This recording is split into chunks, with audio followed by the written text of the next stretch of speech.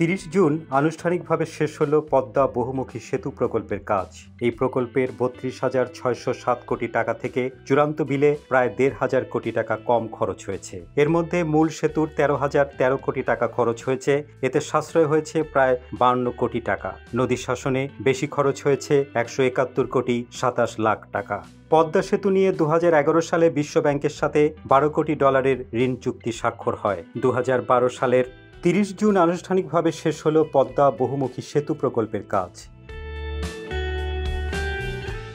এই প্রকল্পে 32,607 কোটি টাকা থেকে চূড়ান্ত বিলে প্রায় 1,500 কোটি টাকা কম খরচ হয়েছে। এর মধ্যে মূল সেতুর 13,013 কোটি টাকা খরচ হয়েছে। এতে সাশ্রয় হয়েছে প্রায় 52 কোটি টাকা। নদী শাসনে বেশি খরচ হয়েছে 171 কোটি 27 লাখ টাকা। পদ্মা সেতু নিয়ে 2011 সালে বিশ্বব্যাংকের সাথে ঋণ চুক্তি স্বাক্ষর হয়।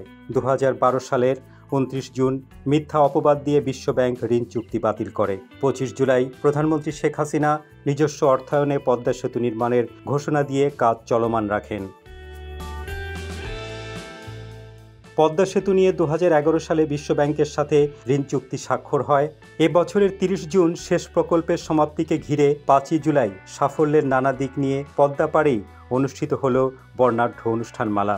দেশের সবচেয়ে বড় প্রকল্প হিসাবে পদ্মা সেতু নিয়ে মানুষের মধ্যে রয়েছে প্রাণ চাঞ্চল্য। দেশে বিদেশে এই সেতু নিয়ে রয়েছে অনেক আগ্রহ ও উৎসাহ উদ্দীপনা।